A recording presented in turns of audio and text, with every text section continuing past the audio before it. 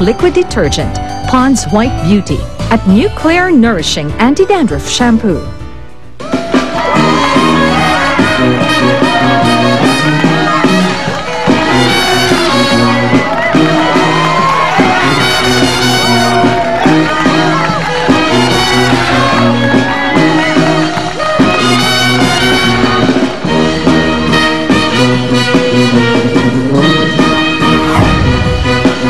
Magandang umaga po sa inyong lahat, sa mga taong bayan, here, there, and everywhere. The box is open dito po sa Rizal Triangle, Olongapo City! Good morning! Good morning, Mama. Taong bayan, here, there, and everywhere. Welcome sa pinakamasaya, ayan, pinakamasayang balitaktakan tuwing umaga. Ito po ang Starbucks dito, kasali ka! Mama, ngayong weekend ay Mother's Day na. Yes. Oo. Kaya hayaan mo nga ako naman. Happy Mother's Day sa lahat ng beautiful mothers out there. Ako naman ang mauna pala na bumati sa'yo. Binati mo na sila. Happy Mother's Day, Mama. Ayan. Thank you. Ayan. Simulan natin, Mama, ang ating pag-ibigay ng mga statement na totoo, tapat at tumatatak. Ito na ang Yes, No, Is That True? Kambal!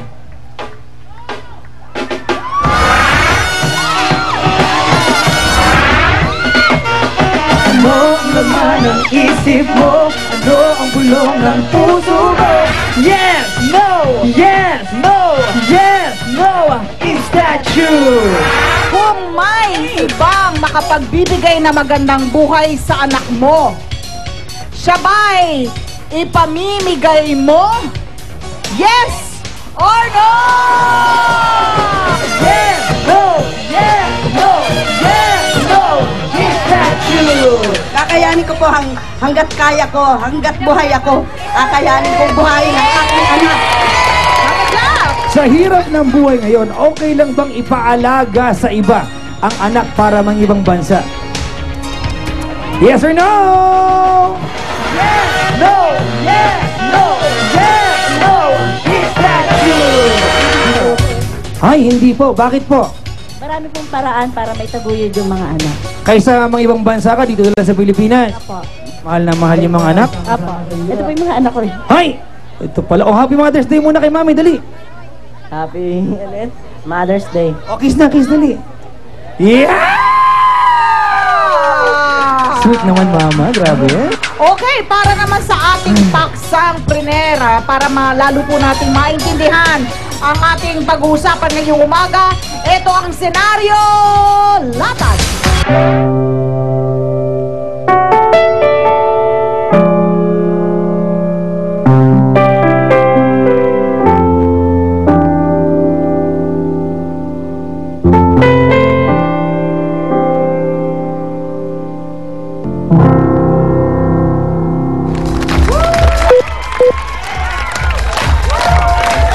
Okay lang ba kung wala ka para ang anak ay guminhawa? Ready ng umi-statement ang ating mga kasama dito sa Rizal Triangle. Dumasa ka, Mama. Diyan ka dito muna ako, ha? Sabi niya, Mama, practical. Ay, doon lang, Mama. Sabi niya, ayan.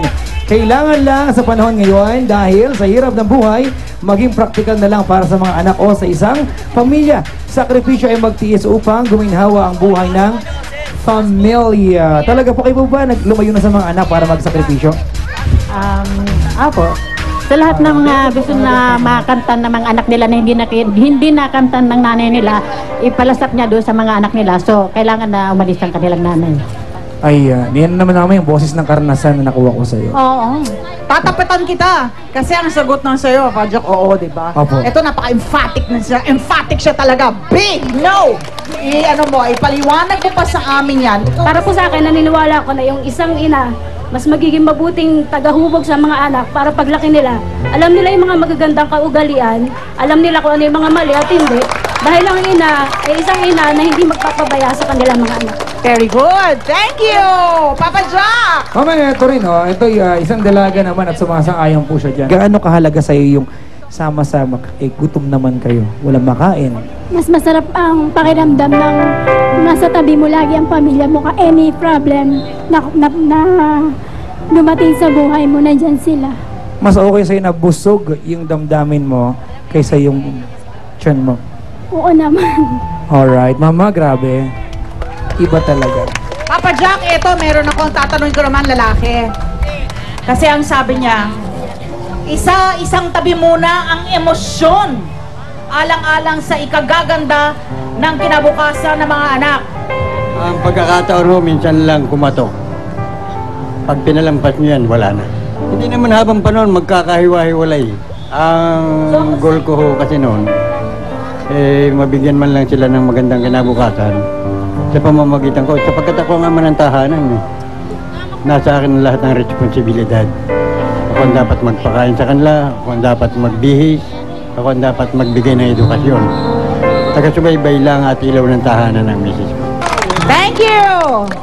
Ibang-iba yung ng point of view, mama, ng lalaki, ng tatay, at saka ng nanay. Iba kasi pag babae, kayong mga babae po mas attached sa mga anak. Ang mga lalaki, pag lumayo kami, inaasahan namin na yung asawa namin sa bahay, aalagaan ng tama yun. Yun nga yung traditional, di ba? Iba, mama. Okay, mamaya, antabayanan nyo ito. Pero po tayong ipakikilala sa inyo na isang ina na gusto pong makita yung kanyang pinaampon na anak.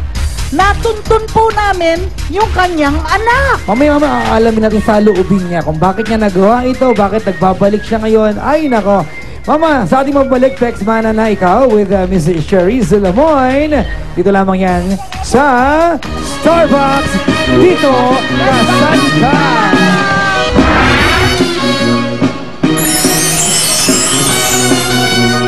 Sa huli